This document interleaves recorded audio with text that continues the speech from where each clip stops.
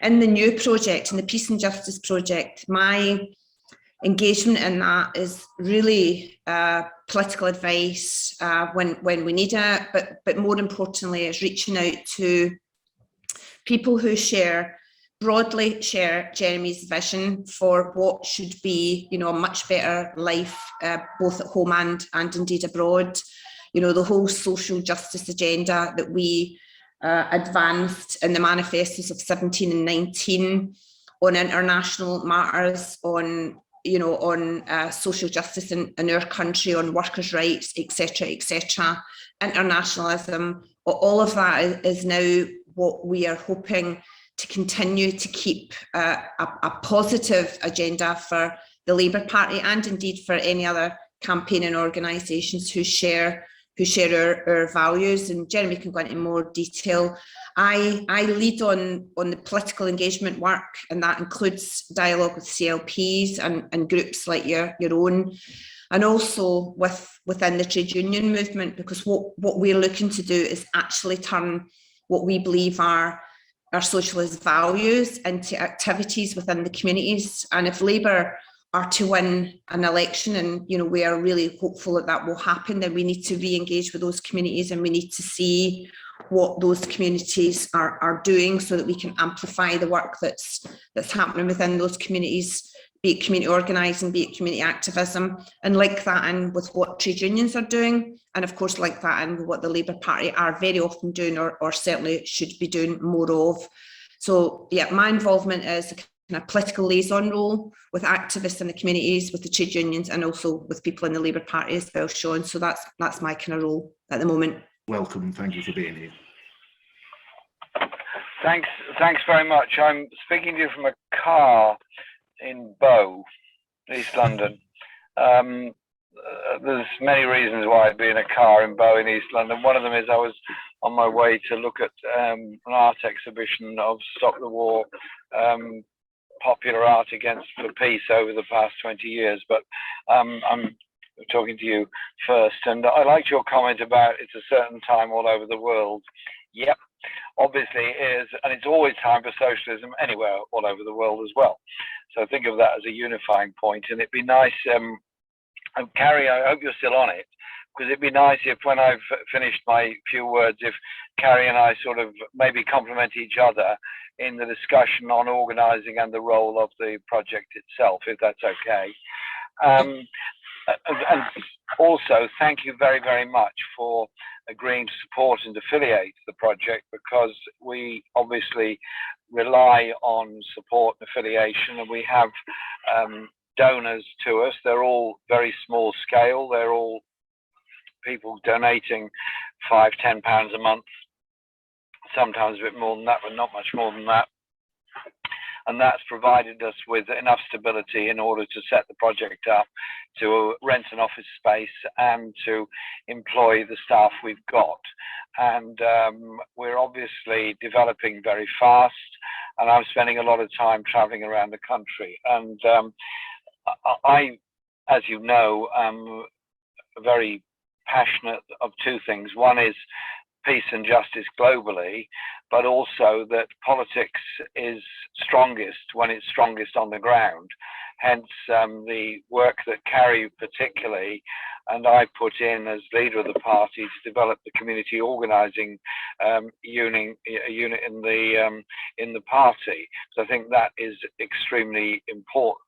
And I think it's beyond sad that the National Executive decided to close down the community organising unit, because if Labour is to win elections in the future, it cannot be done just by chasing a core vote that in some cases is declining core vote. It's got to be by the culmination of community activities. And if people see us as being involved in their lives over furlough, over fire and rehire, over union recognition, over health, social care, housing, all the other issues, then they're more likely to give us some space.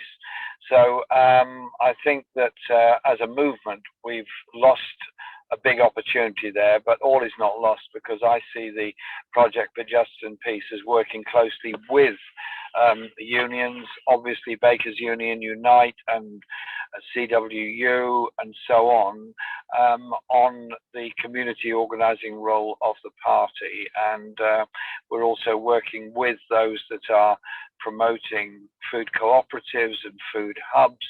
And last weekend I was with the Wear Share campaign, which is about providing clothing through, again, a sort of cooperative type of relationship, so you support people who need some help in that area. So in a sense, we're picking up the pieces of the misery created by the poverty that the Tories are creating, but it's also about bringing people and communities together. So we set up the project last year, and we had 500,000 people came on the call initially, which was wonderful. And I'm sure some, if not all of you would have, or many of you would have been on that call when we held it in January. And we then have spent a lot of time thinking carefully about what we can do and what our capacity is, because clearly there are many requests and demands on us. And we've really focused on 4 areas of work in no particular order. They are, first of all, the issues of economic justice, which I've mentioned. That means working with food cooperatives. It means working with campaigns for union recognition, working with the Bakers Union in particular at the moment over campaign in Melton Mowbray. And it is about promoting an alternative economic policy. And we're working obviously with colleagues in the Socialist Campaign Group, as well as well-known left economists, on challenging the way in which the government proposes to, in my view, insufficiently fund social care, but charge the majority of the population a great deal for a service that many of them will not see or receive. And so I think we have to reassert the values of universalism in public services, as well as the values of public ownership. And I was very pleased that in the last manifesto we had 4 things. We had public ownership of rail, mail and water, more democratic and more accountable than previous forms of public ownership. But we also had, which is probably in the long run more significant and probably upset the establishment more than anything, was John McDonnell's pledge that we would support workers taking over declining or failing companies, and we would adequately fund through the regional investment banks and the national investment banks the development of cooperatives. These to me are about economic empowerment, which is obviously a very important part of all of our lives. Second area of work is on media. I'm sure we could all talk for the whole evening about media ownership, media control and news values. And in that I include the issues of the social media as well. Any examination of American politics, Australian politics, ours, and probably others across Europe, shows that the power of algorithms to direct us into certain directions on social media, the very close relationship between ownership and control of the media, to here I'm thinking Murdoch, but he's not the only one, and the values that go with it, and the political values that come out of it. And so unless we are serious on the left about good communications with each other, using the technology that is available. I mean, I think the meeting we're having now would have been impossible 5 years ago, probably 10 years ago, very difficult. Prior to that, it would never have happened. Labour International would have been only in historical time, only in the past 15, 20 years, emails. Before that, it would have been waiting for the post to come. So the technology is there to communicate with each other. We have to develop it and use it. But the power of the companies that control the platforms is absolutely huge. Think of the way in which the Indian farmers were shut down very quickly by Facebook. Twitter and others very, very quickly as soon as the Indian government wanted them to do so. The same thing applies in many other walks of life. And so we've got to think about access to media and what real journalism is about and what real journalism isn't about. I mean, I support real journalism. I'm a member of the NUJ, and I've got huge admiration for those that really do take risks in order to tell people the truth about what is going on around the world. So we set up news clubs around the country. I've been at the establishment of a number of them. Nottingham, we're setting one up. We've been in King's Lynn, we've been in Norwich, we've done stuff in other parts of the country as well. And on the 4th of October, we're holding a conglomeration of all of these and a big meeting and event, which will also be online, on media ownership and media control from Manchester. We're doing it from the People's History Museum, and that will actually coincidentally the same time as the Tory Party conference is in Manchester. So we'll be there challenging the way in which media ownership and control works at the same time as that. That's on the Monday, and obviously it'd be nice if those of you that can came on that call as well and watch what was going on there. Very quickly moving on to other areas of work, crucially environment, and that obviously feeds into economy and feeds into so much else of life. I am speaking at a lot of environmental events, and I'll be in Glasgow for COP26, as well as the big rally in London a couple of days before COP actually begins, the one on November the 6th. COP26 could end up with a lot of greenwash, or it could be historic, in which they sign up for achievable net zero targets. I hope the latter, but I'm have to say slightly skeptical. And they have to include in that aviation and shipping. They have to include a whole lot of things on emissions. But taking it to a more usable grassroots level, if we merely go to people and say, we think the air should be cleaner, we think you shouldn't be involved in polluting industries, etc., etc., we're not going to get a hearing. We're not going to get a hearing at all, which is why the Green Industrial Revolution paper that we put in and those contents of the manifesto were absolutely on all of that. And it was about protecting jobs, protecting people's lives and livelihood. And so we guarantee jobs to go with it. And that, to me, is something that is extremely important. And so we are doing environment roundtables all around the country.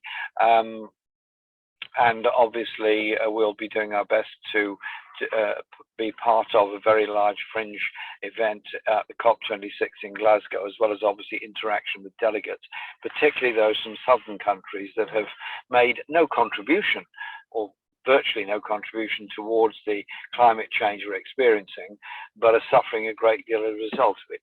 Think Bangladesh, think Bolivia, think the various islands and island nations in the Indian and Pacific Oceans. And so environment is a very key area, and Scarlett Westbrook, now 17-year-old veteran climate activist, has been very good and working very closely with us on lots of things. So she's been fantastic, and we do have a good working relationship with the COP26 coalition. The last area is one of international solidarity. We are working closely with Progressive International and supporting them on global justice and human rights issues, and challenging the government's notions that a defence policy is spending £24 billion more on defence over the next 4 years, of developing a greater nuclear warhead capacity, and ignoring the Nuclear Non-Proliferation Treaty and all that goes with that.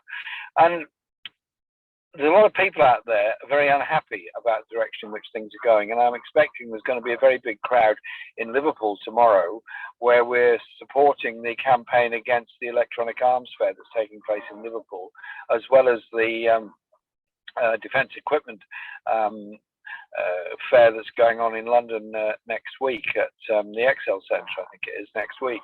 And so we are part and parcel of that peace movement, and that is what I see as very important for the project. So we are seeing now the need more than ever post-Afghanistan for an examination of the decisions made. Why did Britain go into war with Afghanistan in 2001? Obviously, what happened to the World Trade Center was appalling and wrong in every way. But a war with Afghanistan hasn't made the world safer or more secure. It's actually killed thousands of Afghan people. It's killed a large number of American and other service people, lots of Afghan service people, and 457 British service people have died as a result of it. And is the world a safer or more stable place? Well, clearly it isn't.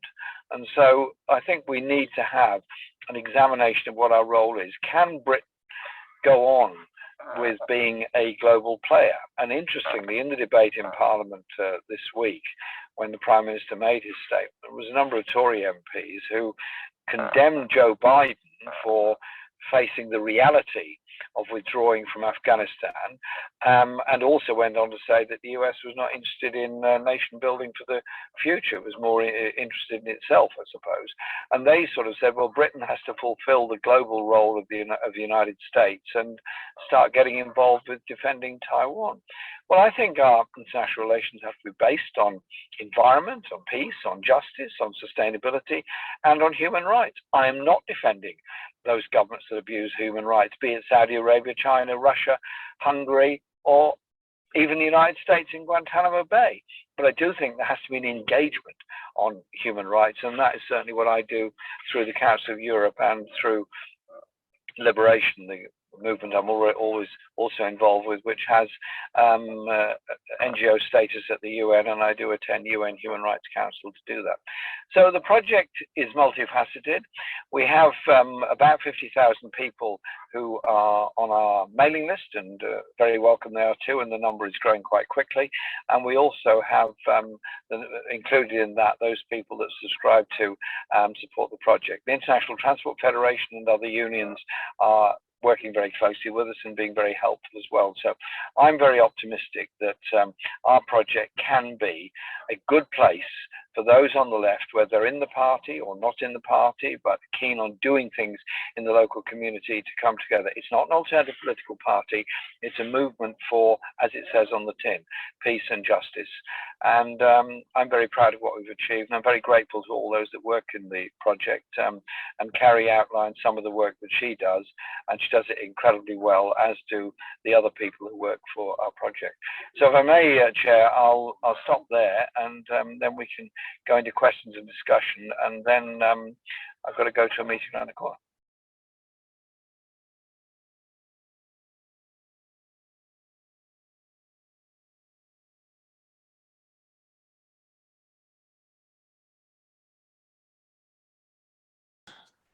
Well, there's going to be a lot of people there in Liverpool tomorrow, as there will be the demonstration in London on Sunday, I'm sure. And you're quite right, but in a funny kind of way, it's meant that people on Merseyside have become quite rightly very agitated. It's brought together all the faith leaders, the Roman Catholic, Church of England, Muslim and Jewish community leaders have all come together to condemn the arms fair, and the event is going to be in the cathedral tomorrow. And so that pressure is huge, and a number of labour movement and labour movement related bodies that have previously used the place where the electronic arms fair is going to be held have now said they won't go there. And so it's economically not very sensible from the point of view of those that manage this place, that they're now losing very lucrative bookings because of their determination to carry on with this. There's still time for them to drop it. Brilliant. I hope they do. I'll be there tomorrow supporting that. And indeed, the Liverpool City councillors have come out against it. And Steve Rotherham sent me a message today to say that he is very opposed to being held there as well.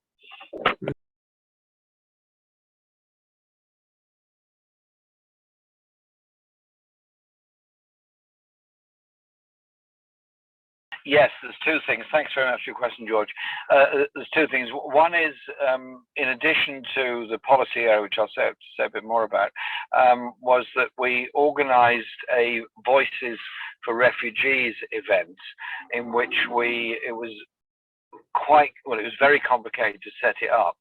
and eventually about 10,000 people came on the call that we did, when we gave voices to refugees from a number of refugee camps or refugee communities around the world.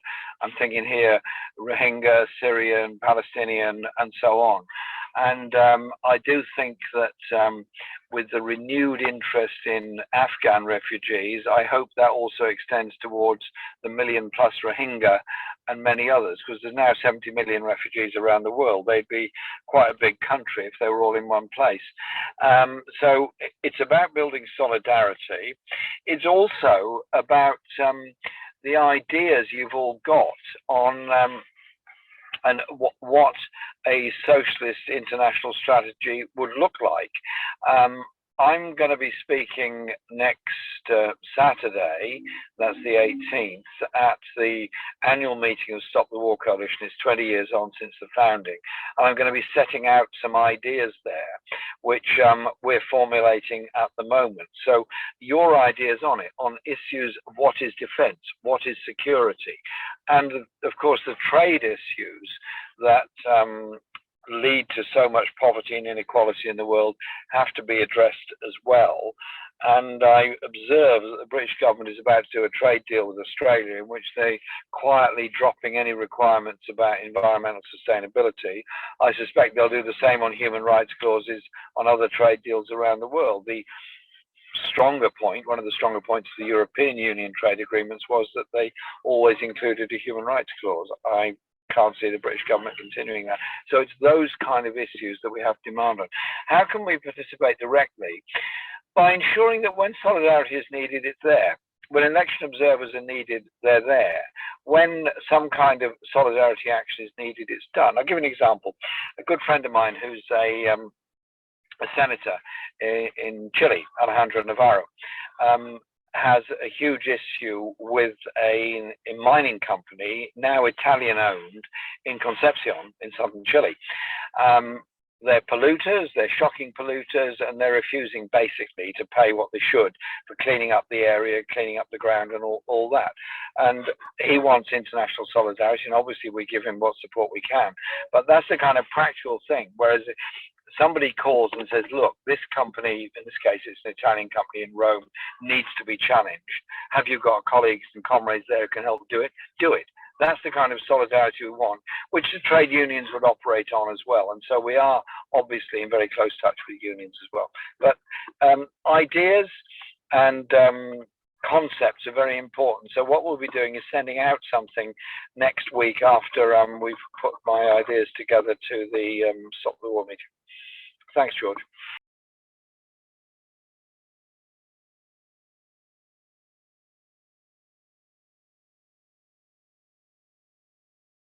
On that, yes, and I did, and have done quite a lot of anti-austerity meetings with various colleagues across Europe, and will obviously continue to do that because post-COVID, the political direction of the right is fairly clear to see. In the case of Britain, it is to increase taxation on the majority, the poorer majority of the population, and not adequately fund public services, and try and depress and compress wages. And as John Trickett very adequately points out, the COVID process has seen a massive redistribution of wealth from the poorest to the richest. There's more billionaires than ever before.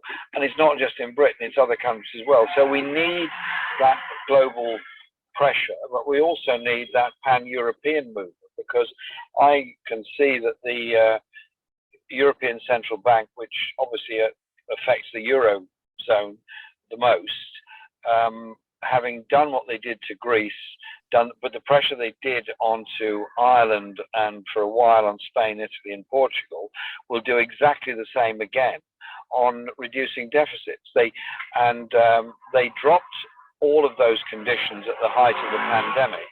But what I see is a thinking on the right economically, which is to move back into all of that pro-austerity hardship for the public sector and obviously the working class as a whole.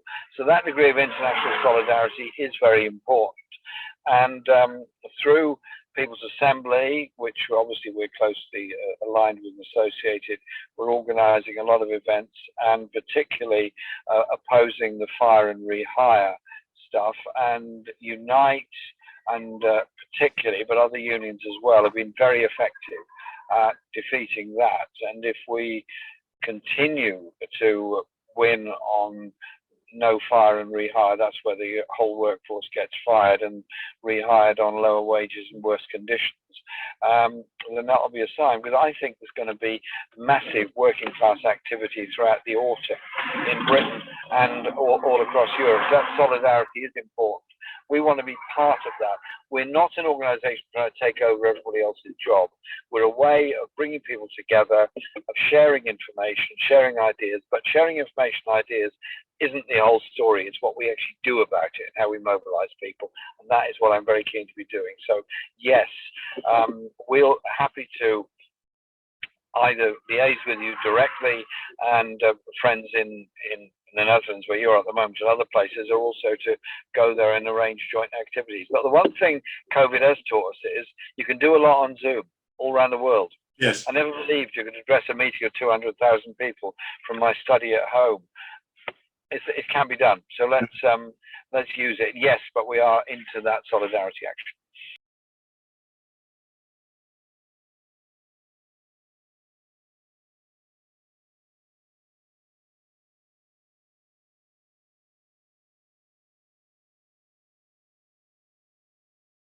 Quickly, thanks ever so much for that, and I really do wish I was in Donegal. It's a wonderful place.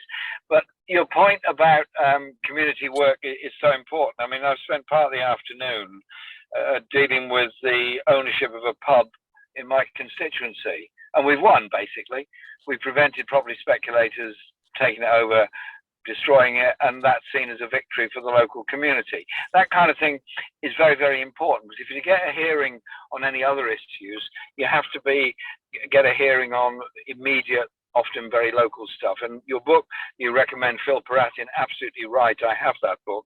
The other person I think one should, from the East End, to learn some lessons from is Sylvia Pankhurst, and the work that she did when she disagreed with her mother and her sister on the direction the Women's Social and Political Union was taking. And she mobilised working class women in the East End of London on not just on their right to vote, but on their wages, their conditions, and everything else. And so that is ultimately what changes minds. Somebody once said to me, and the answer is, I think, an interesting one, that Liverpool is a significantly more left-wing city than most others in Britain. I'm not saying there's not a lot of left-wing people in all cities, there is, but Liverpool has something quite special about it. And I think part of that has been the tradition of solidarity, but also the opposition to the Sun newspaper, because the way they treated the Hillsborough 96. The way they treated them, denigrated the whole city over Hillsborough. And that has not been gone away and not been forgotten. And it's that sort of thing where we get the cultural strength of the campaigns for justice in communities, gives us the opportunity to discuss many, many other much wider issues. If you get a hearing on big economic and social and international questions, you've got to be seen to be also capable and active and relevant within your local community. And that's universal. That's everywhere in the world.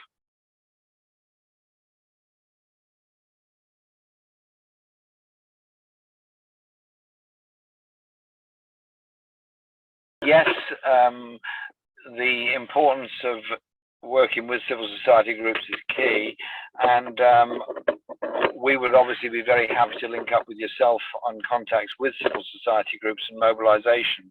And I suspect that over the next few months, we're all going to have to do a lot of mobilisation in support of two causes. One is people's economic situation, because post-COVID it's under threat in lots of ways, as we've outlined from the UK experience. But the other one is the treatment of refugees. I mean, this at one level the government is saying it's doing everything for Afghan refugees. Well, that is questionable to the point of view of nonsense at one level, but more seriously, it is that at the same time the British government is putting through legislation which would criminalise anyone who saves a refugee at sea, which is contrary to the law of the sea.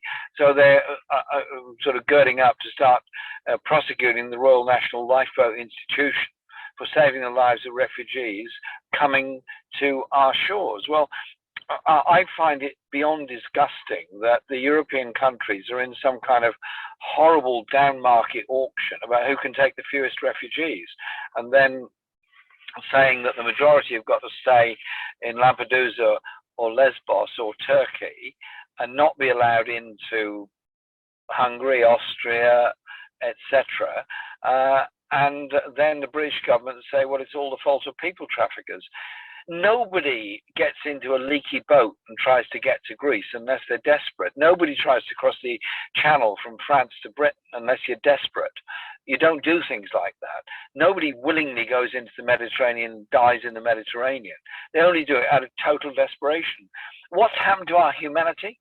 What's happened to the message of humanity, which is why I was very keen that we give this voices to refugees. And what we've said is that we'd have a repeat one of those quite soon, probably a month or so, in which we will be saying what is the situation now, but above all, what are good people around the world doing to defend the principle of the right of safety and security? It's there in the Geneva Convention, but it's not being carried out.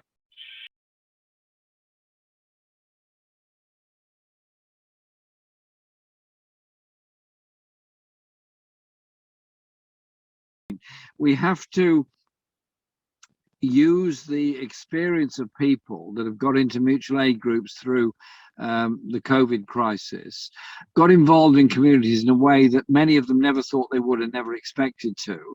And it's the rejuvenation of many community centres and community activity. And in the case of my own experience in this, I've been helping with the local food banks and food co-ops and stuff in my constituency, is that people see it as a human thing they should have been doing.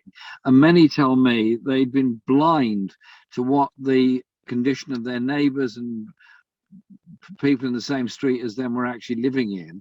And the whole thing has been an eye-opener to them. The levels of mental health stress, the levels of poverty, the lack of food, and also the pressure on the schools. And so I think a strong community organising message has got a more ready audience than it's ever had at this time. It's up to us to do it, and that means we go out there and say, well, we're doing this because this is what we believe in, this is what we think we can all achieve together, and it strengthens people. And well, you know yourselves, in every community, if you have a victory on anything, it mobilizes people for the long term. I'll give an example. We had a event today at the Whittington Hospital for a statue, a very nice statue that's been put up to commemorate the contribution of the Windrush generation to our NHS. And it was a very good event. It was outdoors outside the hospital. And a lot of people there were pleased, angry about the way the Windrush generation had been treated and the hostile environment. But they were also pleased they'd got a hospital. Why? Because when it was under threat, they all got together and mobilised and defended the hospital against those that wanted to close it down.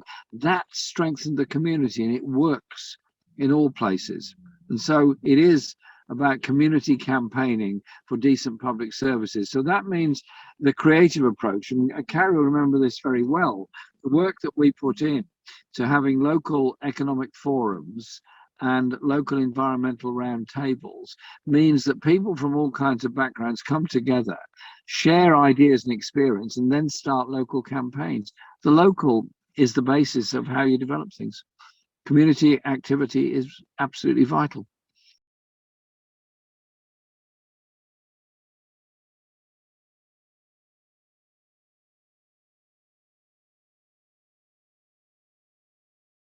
Well, to win an election, which is what we have to do, it's also about mobilising and empowering people. And people often don't realise what their power is. The power to win industrial disputes, the power to win community campaigns, the power to stop pollution. All these things are very important. But the Labour Party turning its back on community organising, putting a huge amount of energy into suspending and removing members from the party is not what the public want at all. What they want is an opposition that is going to be strong and challenge the very principles of what this government is doing, and that has got to be the only way forward. And so we will be holding a number of events in Brighton surrounding the Labour Party conference, the World Transformed, and also lots of other events as well, and we will obviously be part of all of that. But there isn't a simple shortcut here, but if you walk away from the principles of redistribution of power and wealth, the principles of empowering people rather than kowtowing to the powerful that are there at the moment, then we're not going to get very far. And that's why our project is very serious, particularly about the media and information issues and mobilizing of young people. The biggest single factors affecting the lives of young people in Britain are expensive, insufficient housing, huge education debts, and difficulty of getting decent wages in work when you're an apprentice or just come out of being an apprentice. It is about empowerment of workers. So I would also say it's also about trade union membership. And I think the activists in all walks of life should be always encouraging people to join a trade union.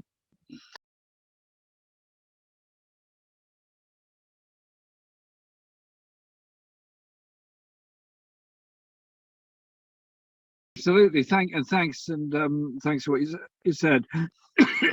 I think the Preston model is a very good one and a very important one, and it is about greening an economy as well. I was at a seminar yesterday organised by the Parliamentary Network for Nuclear Non-Proliferation and Disarmament, and it was a very interesting speaker from Science Speaker about the relevant effects of job creation at a totally bald level between investing 24 billion in this case into arms expenditure or investing a similar amount into green energy production and environmentally sustainable and agriculture. And not very surprising, you get far more jobs and far more benefit from the latter. And so it is about greening the economic stuff that is on transport, that is on production. It's also challenging issues on recycling and reuse and reduce. And in my view, opposing the development of yet more incinerators. Incineration is not the solution to environmental issues and waste. Recycling, reduction, less waste production in the first place is it. And the last thing I'd say is there's some very serious issues that the left often don't face on agriculture and food production. And so I would want us to be doing far more on the exploitation that goes on in agriculture, particularly in southern France, in southern Spain, in the Netherlands, in Britain, on fruit, vegetable, and salad crop type development, very low wages, very poor working conditions, and exploitation that goes with it, but also the way in which agriculture is deliberately skewed in favour of high intensity agriculture, which has long-term environmental consequences on soil and biodiversity. All the evidence is that if you maintain levels of biodiversity, you actually, in the longer run, get better and more reliable levels of food production. But if we're going to have trade deals that ignore all of this, which is the direction the government is going, you'll then end up with worse and worse despoilation of virgin forests around the world and other things, as well as worse environmental conditions all across the more developed parts of the world. And so, yes, it can be done, and it has to be done. If we're socialists, we're also environmentalists because we believe in living with the planet, not against the planet. I know it sounds a bit simplistic, but sometimes you have to sort of say it in a fairly blunt way in order to get through that we just cannot go on as we are. But let's not blame those that work in those industries. Blame a system that deliberately produces for waste, that deliberately damages the environment. And so that leads me on to an area that maybe we can discuss at another meeting. The question of universal levels of life for everybody, universal basic income, etc.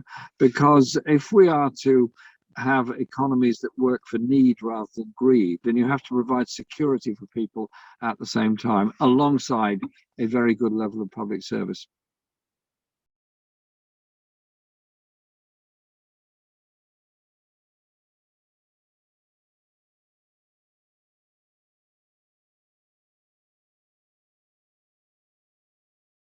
The far right is truly terrifying in many parts of the world, and I'm particularly in Central Europe, where, I mean, you heard what I said earlier about the attitude towards refugees, and it has to be challenged. But if you just challenge it without offering some hope to those communities, people gravitate towards the far right, often out of fear.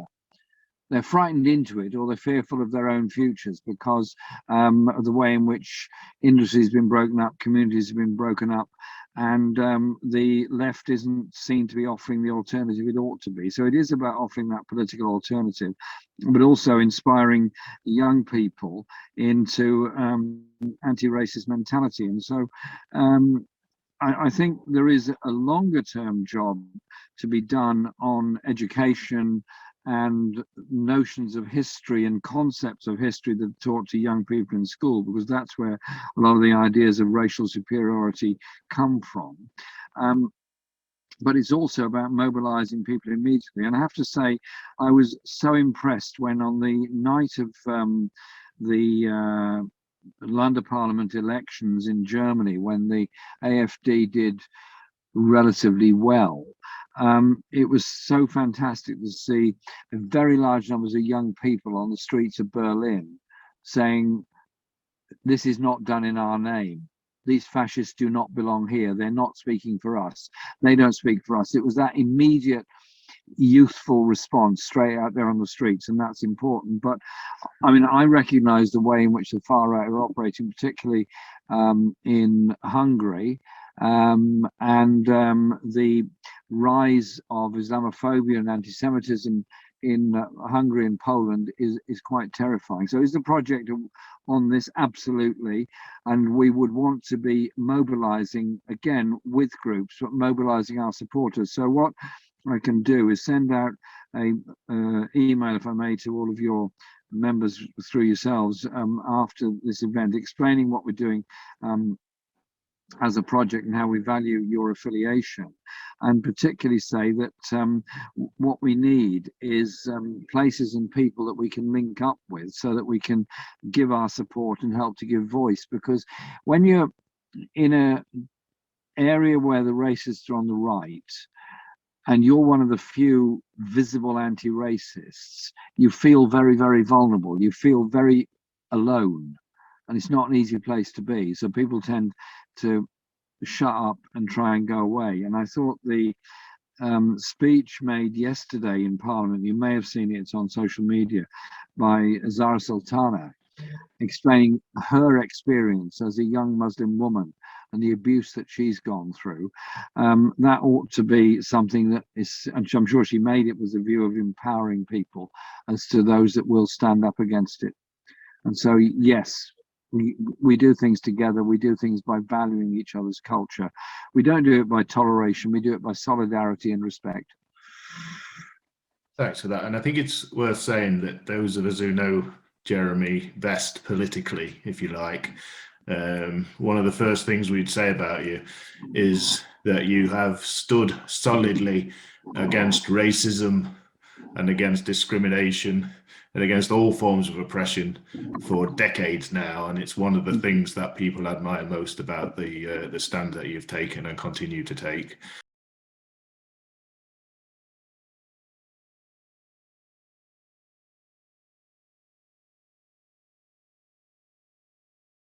PR is something that's debated frequently in my own constituency party.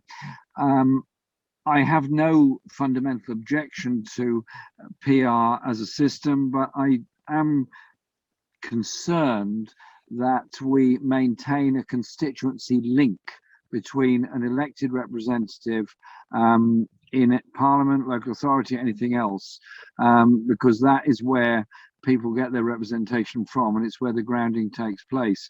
And at its best, you can have either hybrid systems or an electoral system locally that ensures there is a degree of proportionality, but you maintain that local link. But I'm also concerned that a PR system on a regional or national basis can actually empower party structures and make MPs and so on completely concerned only with party structures and keeping their position on the list, rather than